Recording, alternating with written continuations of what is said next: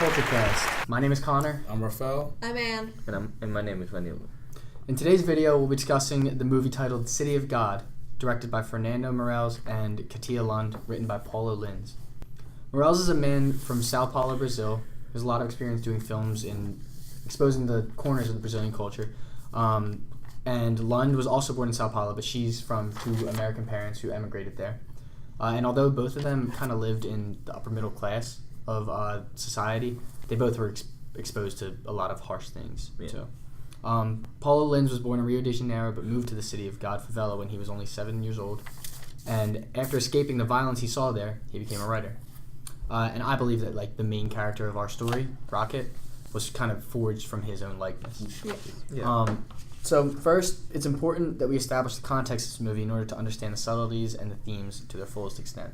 So the City of God came out in 2002, but it takes place from the 1960s to the 70s or 80s.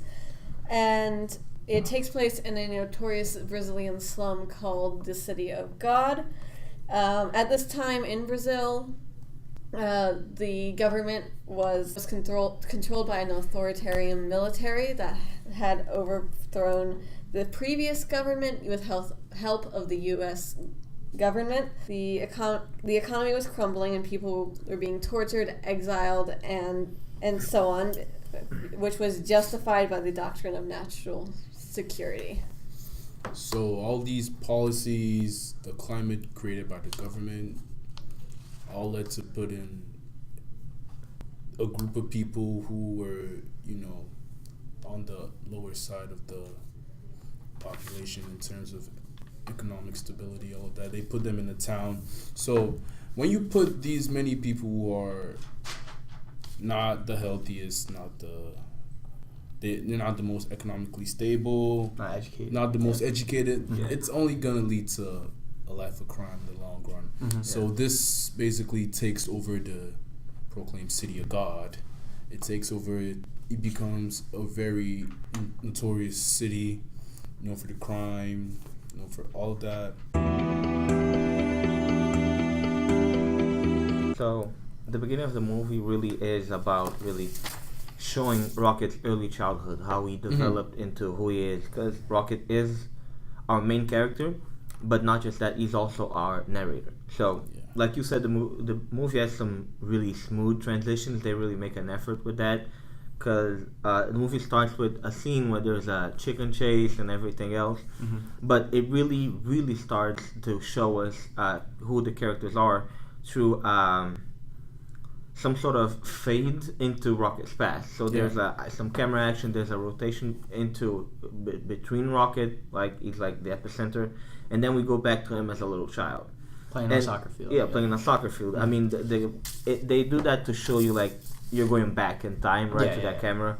And if you guys notice, as soon as that happens, we go from some bluish camera action, like the it's tinted in blue, to go into yellow. Mm-hmm. I don't know why that is exactly. It might be just to show the past as a little bit older, like that sepia tone that pictures used to have.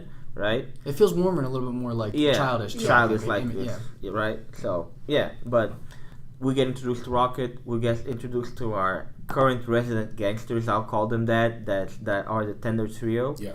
Composed of Shaggy, Clipper, and Goose. Goose, by the way, is Rocket's older brother. Mm-hmm. And the Tender Trio is always followed by two other characters who are Benny, who is Shaggy's little brother, and Lil Dice, who's assumed to be an orphan. Yeah, we assume he's an orphan, right? So Tender Trio is some sort of, they're the gang locally for the beginning of the City of God. Yep. But really they're just some kids they're just having some fun. Kids, as the name would suggest, the Tender Trio. The Tender Trio, because they're no older than 16, 17.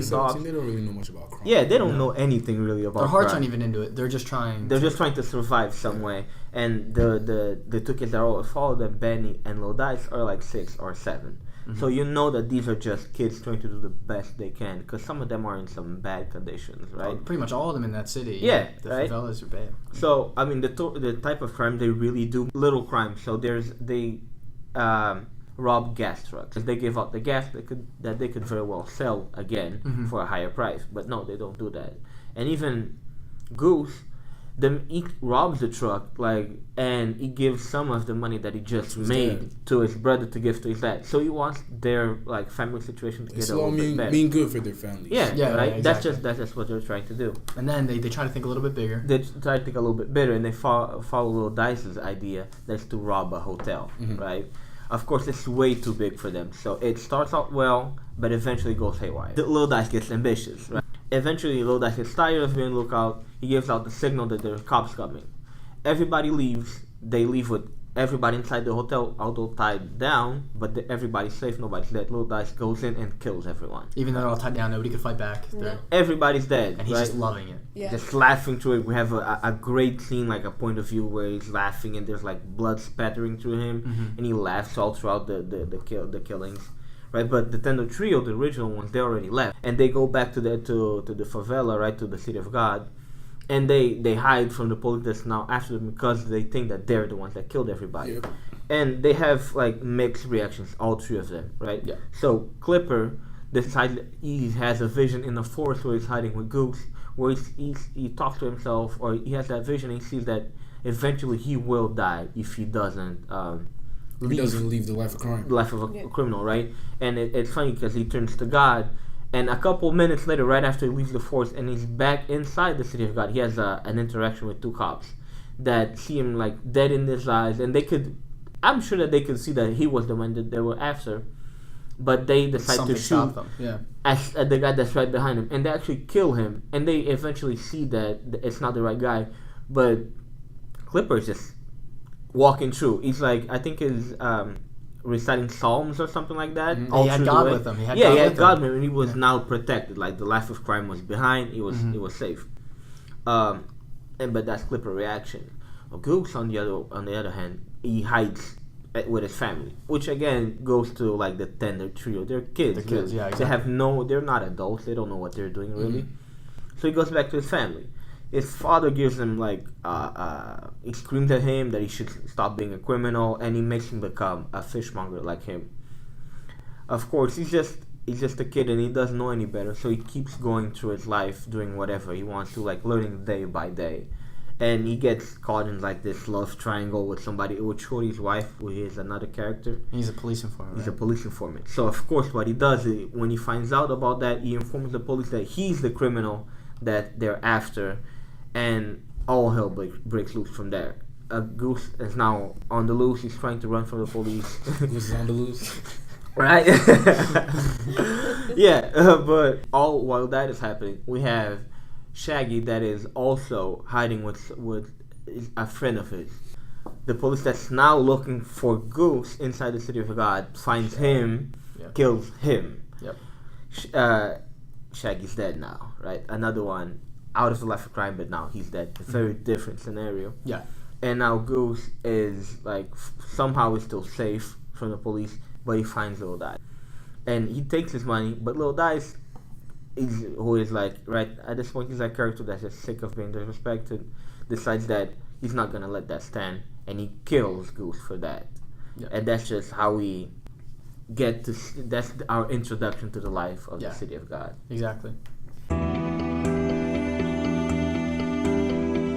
To the rise of Lil Z. One point I like to make is, even when they robbed the hotel, the Tender Trio, it was clear that they were in it just to, get money and, just make their lives at least worth living. But you can see that Lil Dice was in it for the kill. He was in it to be a criminal. You can tell that he was really the one that wanted to be involved in life of crime.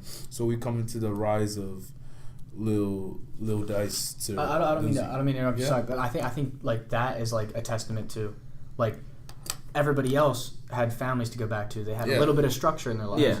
He had none. He was the first one we were introduced to that was just solely an orphan and grew up around nothing, no guidance except for the life of crime that the Tender Trio did. Even though they weren't hardcore, that's all he was exposed to. Yeah. So I think that says a little something about society and the importance of that kind of structure and stuff. But go ahead. Yeah. So Lil Dice, he's a little grown now, and he's accompanied by his best friend Benny from childhood. Yeah. and he finally decides that he wants to fully go into this life of crime, but he needs protection. What does he do? What does he do? He goes to the voodoo doctor. He gets a talisman. But of course, every deal has a deal breaker, right? So the voodoo doctor does tell him that the talisman must not be worn if he's engaging in sexual practice, or that he must not have sex with it on. Right, Yeah. or else he'll lose all protection. You lose all powers. You lose all powers. So from then forth, he became Lil Z. Yeah. There was a form of rebirth scene. Yeah, Rebirth. exactly, You know, he was real dark, just from Lil flames Dice. He everywhere. was, Candles. Yeah. Rebirth. I think it was a cemetery also. Right? He was born again. He became Lil Z. That's a new him. So he now fully ascends into this kingpin in the life of crime. On his 18th birthday, he's with Benny. He sees the drug dealers. He sees they're driving the nicest cars. They have the nicest gold chains. He talks to Benny. They sort it out. They believe that, yes, this is what they want to do. They go about, they kill all the people. They kill all the drug dealers except Carrot. Why? Because Carrot was cool with Benny. And Benny, who was popularly regarded as the coolest hood in the city of God. Yeah, and although everybody at this point was really scared of Lil Z because he was a loose cannon, they had a lot of respect between them. He had a lot of respect. Yeah. And that's why Benny had so much influence with him. It wasn't because Lil Z was scared of him. It was just because he was there with him from the beginning. Yeah, he from was the beginning. There was love and respect. Because also, right when we get introduced to, when we first see Lil Z, he's with Benny. Yeah. And we never really see them apart really until much later in He's the like movie. the only form of family that friendship. knows. Right. Yeah, so because of that companionship they had, he was the only one who could really talk to Lil Z. If anybody wanted to talk to Lil Z, they had to go through Benny. That was it. Along the movie, Benny, he realizes that he doesn't want to be involved in this life of crime anymore. He's not really cut out. He's a nice guy. He's not really cut out for it. Him and his girl, they want to go to a farm, live a nice, quiet life, and just, something away from the life of crime. And Lil Z, he's bummed. Like, this is the only form of family he knows. He's bummed that this dude is about to leave him. What's gonna happen? So he says, "All right, the least I could do for you, let me throw you a send-off party." He throws Benny a send-off party. Everybody in the town comes out, even the religious group. Everybody's out. For a criminal. They're celebrating the departure of a criminal. Yeah, Everybody's really out. illustrating the blurred line between right and wrong. Exactly. Because even the religious people are like, oh, he's a good guy. And everybody in town believed that so far they were protected. They had no business what was going on. And at this point, like when Lil Z rose to power, everything got safer. Everything became safer because there was one definitive source of power that everybody had to kind of adhere to. Obey, and he set some ground rules and stuff. And Lil Z was very strict about. He was very strict. Well, he was death if I mean, like you don't want to die, so you might as well not break the rules. You don't want to die, so just don't rob anyone. Just don't rob, just don't break the rape. rules. I think that those were like the only two. Like no rob, robbing, don't no rape. raping. Yeah. Of course, when you live the way Lil Z does, you always have a target on your back. So at the party, one of Carrot's men, Blackie, he has some unsettled beef with Lil Z. He decides that this is the perfect opportunity to catch him slipping. To catch him slipping, to kill Lil Z, because it's a crowd full of people. Dark room. Like there's disco lights going out. This scene is really crazy too. Because all the close-ups, and the sounds are the crazy. camera action, it really gets your heart. The sounds, exactly. So you could tell that from Blackie's movement, his motion, he was leading to the build-up of the release of the bullet. Everything, you could tell that something was gonna happen. It was dark. The camera was kind of slow. You could hear different sounds. You could hear the racing of Blackie's heart. You could hear all of that. All those sounds come into play. It really puts that scene into life. You could tell that something big is about to happen. And what happens? He misses a shot. He kills Benny. So this really just basically messes everything up for Blackie and for everybody else in the city of God. Because he knows that Benny's gone. Nobody's safe anymore because there's nobody else left that's gonna control Lil Z. Nobody can talk to Lil Z anymore. So Blackie, he's scared. What does he do? He runs for his life. He goes to Carrot. He tells Carrot about his mistake, pleading that he needs protection. Carrot, knowing that he's in trouble. He knows that Benny's dead. That means that he says like you know what you did? You just killed the coolest hood in the city of God. You put everybody in trouble. So what does he do is he takes the first step. He kills Blackie because he knows that he's about to be in big trouble, and he tries to get his men ready, so they can. And it's not just trouble. It's really just a matter of respect for Yeah, Benny. Because respect. he also loves Benny. Everybody loves Everybody Benny. loved Benny. It was Nobody not wants respect for anything because Carrot was at the party for Benny. Carol's at the party for And Benny. he was like super happy. Everybody was having a good time. Like all hell breaks loose right now because there's no more breaks for Lil Z. So whatever, because Benny was like that wall that separated the really bad side of Lil Z from everybody else in the population. Yeah. So yeah. All right, and then that kind of brings us to the rise of Knockout Ned.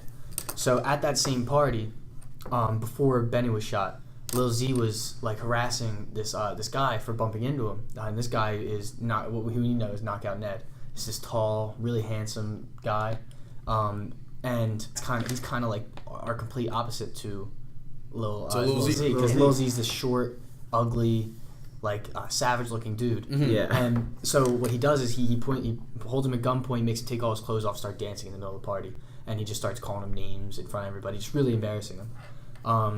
And then after that party, they were walking. Lil Z was walking to go kill Carrot because he was like, "All right, well, that's obviously what I'm going to do now." Yeah. But they walk by Ned and Ned's girlfriend, and he sees that even though he embarrassed Ned, He still had had his So that's girlfriend. good. And Lil Z, being caught up in that life from such a young age, he never learned how to talk to girls. He never really got to talk to girls. And before Benny died, he told Lil Z, he said, "You really should get a girlfriend, man." Yeah. Because that's what changed Benny's life. That's what made him want to get out of it. Yeah. And then I think that it was a mixture of that and just desperation, because Lil Z was the one himself who made the rule no raping in this. Yeah. But he took it upon himself after that moment. He went and he raped Knockout Ned's girlfriend, and he did so with the talisman on. Yeah. So that's like a really pivotal point in this movie, because at that point, his protection is gone. Yeah. He's no longer invincible. He's no longer like protected by the voodoo. Yeah. So after that, he goes and he wants to kill Knockout Ned because he's just on a tear, and it's just time to get rid of all my enemies. Yeah. And when he shows up there, Knockout Ned's little brother tries to kill him. His little brother ends up dying, and then also his father. So that brings Knockout Ned's like whole life just turns around on 360. He was once a peace-loving man. He was in the army. He was the best shooter in his troop. Yeah. In his what's it called? Squad. Squad. Yeah. Yeah. And he's a boxer, but he only did it for sport. He was a very karate. I think that was karate. it. Yeah. But he was a peace-loving man. Yeah. He was a great guy. He was just a family guy. Yeah. But all that changed because he just wanted blood. He Yeah. wanted revenge for what Lil Z did to him in his life. Yeah. So he joined Carrot, and then they basically go through this metamorphosis where like a Rocky training montage, where he just gets all this experience of being a boss under his belt. Where when he joined Carrot, he had 2 rules. He said no killing and no kids. Yeah. No kids. No involved. drugs also. No. And no drugs. Yeah, he didn't even want part of that. Yeah. All he wanted was one thing. and that Just was to Lil Z eliminate gone. Lil Z. Yeah, from taking him off the playing field. But you see in a couple different interactions, like Carrot saves his life by killing someone, and then he saves Carrot's life by killing someone in a bank robbery. Yeah. And like you kind of see his morals start to fade. Yeah. And he becomes more just a product of that lifestyle. Less the hero that he came in, the White Knight that we thought was going to save the city and get rid of Lil Z. He just became another one of Lil Z.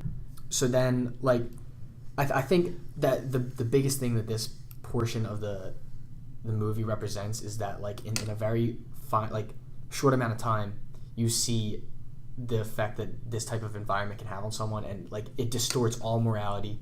Yeah. There's no heroes.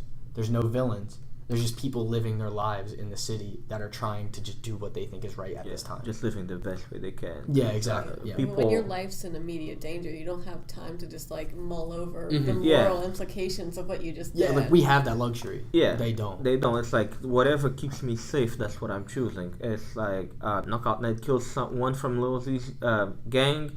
People are happy because this gang was like... They're criminals. They're criminals. I mean... Kill criminals. That seems a little bit obvious, right? You just take them out of the playing field. But otherwise, they're kissing their feet. Yeah, they're thanking for the protection. Because like we said earlier, like when Lil Z took over the city of God, it was a lot more protected. Mm-hmm. Yeah. But still, it's at the end of the day, they're still criminals, Yeah. and people still want them gone because they don't want crime next to them. Right. And then like the fact that there's also kids, like, because at this point it escalates to all out warfare, but the main people dying are the kids. Yeah. And they don't. It's just crazy how desensitized we become to seeing kids dead in the street throughout this movie, and like it's just constantly shown. But we grow less and less caring about it because all we are invested in is the lives of these main people, and that's kind of how their lives are. Like, I think that's why they shot it that way, to show us that this is like real life somewhere in the world. Yeah, exactly. This is how people live like day to day. This is really happening. By the time that we're here, maybe finished talking, I don't know, maybe 30 kids already died. 30 kids already died. And you don't even know. You didn't notice, right? Mm-hmm. So and that brings us. Okay, so in the last portion of the movie, we come back to Rocket, where he's come to work for the newspaper in town, and he's aspiring to become a photographer, and his big break is going to be following Lil Z around, since he's already gotten some pictures into the newspaper. So the movie cycles back to the first scene, essentially. We see Lil Z and the runts chasing after the chicken. In the meantime, Lil Z has gotten the runts on his side. So to gain the manpower. Yeah, to get the manpower. So he has a bunch of kids who have not really been following his rules. Not following anybody's rules. Not following anybody's rules. They've been robbing people left and right, but he really needs them on his side to help defeat Knockout Ned. So he was such a good shooter. Yeah. One shot, one kill. Yeah. So he gets these kids on his side, and they're all chasing after this chicken. When Rocket comes up, and he now also has to chase after the chicken, because if Lil Z tells you to do something, you do it. You don't want to die. Pretty obvious choice right there. Eventually, Lil Z realizes Rocket has a camera. He wants another picture because he's loving the attention from that the photography is getting. So Rocket goes to take this pic. He takes this picture, and you see the camera circle around him just like it did in the beginning. In the first scene, it initiated the flashback to Rocket's childhood, but this time it's just showing how he is surrounded on one side by Lil Z's gang and on the other side by the police, who both want to kill each other and probably won't really care much if he gets caught in the crossfire. The imagery in that scene is like extremely powerful. Yes, because that encapsulates the entire story. Like, it's just this boy in the middle of this environment that is just that scene right there is the city of God. Yeah, and the population are all Rocket. There's criminals on one side, there's the police on the other, and you're pretty much screwed. Whatever. Which way are you gonna go? Yeah. So what's Rocket going to do? But he's going to take the picture, and just as he does this, Knockout Ned comes out of an alley behind him and shoots one of the runts who is on Lil Z's side. So this initiates the all-out urban warfare scene. The runts and Lil Z's gang and Knockout Ned's gang are trying to kill each other. The police pretty much left. Yeah, they were just they're like, not worth it. Yeah, they're gone now. So Lil Z and someone else get in a truck, but that truck crashes, killing the driver and leaving Lil Z alive. Meanwhile, Knockout Ned and Carrot go to chase after him, but they run across a kid who had been shot in the street. Knockout Ned decides to stop to check if the kid's okay. And he asks the kid how he got involved in all this when he's so young, and the answer is it's Knockout Ned's fault. Absolutely, yeah. Mm-hmm. He didn't say that though. No, Ned turns around to go get help. Ned turns around to go get help, and we see the kid's memories of Knockout Ned shooting his father right at the bank. That was Ned's first kill. Yeah. His first kill was this boy's father, whom he killed right in front of his eyes. So. This kid's dying. He's not going to ever get another chance, so he shoots Knockout Ned in the back, killing him. Mm-hmm. What you would have expected was a big confrontation between Knockout Ned and Lil Z, but that never happened. Never happened. Yeah, the police just come and arrest Lil Z, but let him go about a minute later because he paid them off. Mm-hmm. However, the police were not very happy with Lil Z right now because he stole a bunch of guns from their supplier. Yeah. The supplier had come to sell the guns, but Lil Z got sick of him. Their supplier was Uncle Sam. Uncle Sam. Yeah. It was just a man working with the police, Yeah. but we know what he represents, Yeah. which Yeah. is the American intervention in this type of a revolution. Yeah. Yeah. So the police were not very happy, so instead of just taking a normal bribe, they took everything from him, and Lil Z is now flat broke. So the Runts come out now, and they come to talk to Lil Z and realize he has nothing to offer them. He has no empire. He has nothing. So, since Knockout Ned had also killed one of their own, the Runts take revenge on Lil Z for getting them involved in his war and getting some of their kids killed, and they shoot Lil Z to death in a very brutal fashion. Yeah, and it's almost like a mirror image to when Lil Z killed Yeah. when he everybody was in the known as Lil hotel. Dice. Yeah. Exactly. Yeah. Yeah. He was defenseless, and they just emptied their clips on him. It was Yeah. brutal. All laughing, like, Yeah. maniacally. Yeah. And meanwhile, Rocket was watching from behind a fence. Yeah. Yeah, he took pictures of the police Accepting bribes, accepting bribes. He took pictures of Lil Z's dead body. He was taking pictures of this whole scene. He had everything. So the movie ends with Rocket now having sold his pictures to the paper and gotten a very low-paying internship for it. For risking his life, no less. And the Runts, as Rocket leaves the scene, the Runts come into the scene, and they're talking about all the people who they're going to kill now to keep things in order. The takeover. To take power. Yeah. Yeah. So some of them So- just have to keep their kids in order because some of the Runts were getting rowdy and Yeah, they're exactly. doing things. So the Runts have to now establish their own set of rules and enforce them. And they're going to do that the same way Lil Z did, by killing anyone who breaks them. Mm-hmm. And as the Runts exit the scene, the last scene of the movie, an even younger kid follows behind them. Yeah, it couldn't be more than 5 years old. Yeah, it couldn't. Yeah. Yep, and that was literally it. And I think that puts it in right there. Yeah. Sums it up. That it's all one big cycle. It's a big cycle. Yeah.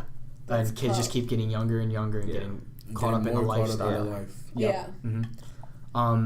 I think that, like, putting it into one phrase, like the political environment and the social environment and the economic environment that put everyone in the city of God, Yeah. that ironic name for such a terrible place, Yeah. that caused a cyclical, like, story of just death Yeah. and destruction and of just youth too, because there's hardly any adult characters in it. No.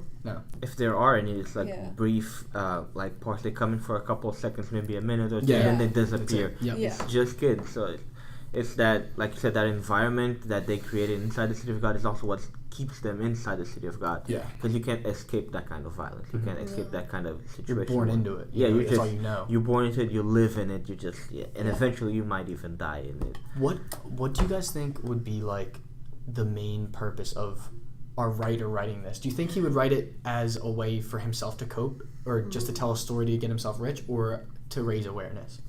I definitely think a little bit of. I think all everything. three of Little them, bit of right? everything. Because Yeah. I mean, like you yourself said, like he escaped. It didn't leave. He escaped. No. Because that's Yeah. what you do in those. You escape that Yeah. type of environment. You can't right? leave. You Yeah. escape. You don't. You Yeah. escape. Even Rocket says that he escaped, and he when he first got those pictures from Lil Z, when they got into the paper, and he was fighting in the paper for like, why did they put him up? He was said he can't go terrified. back No, because yeah. he's going to get killed, right? Yeah. Mm-hmm. So I think that's the writer's way of like dealing with it. Like that's how Yeah. he saw it. That's how he presents it for everyone. Absolutely. And like he exposes the truth of the city of God that way also, because people need to see what goes inside the city of God so that people can change it, as somebody in government can. Absolutely. Because you can't really do much if you're a citizen and the police is involved in like protecting criminals and stuff like that. Yeah, and there's no real conclusion for like the conditions of the city. The Yeah. police are still incredibly corrupt, and Exactly. the kids, and now it's just the Runts are in charge, and